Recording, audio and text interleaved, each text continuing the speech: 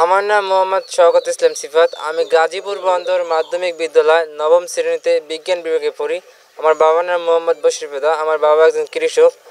আমি যে বিমান দুটি বানিয়েছি, আমি যখন প্রতিদিন স্কুলে যেতাম তখন যে আমাকে টিফিনের টাকা দেওয়া হতো, সেই টাকা আমি না খেয়ে আমি আস্তে আস্তে টাকা জমাই এবং আমি সেই টাকা দিয়ে আমি বিমান এবং আকাশ প্রতিরক্ষা ব্যবস্থা আরও বিভিন্ন জিনিস বানাই।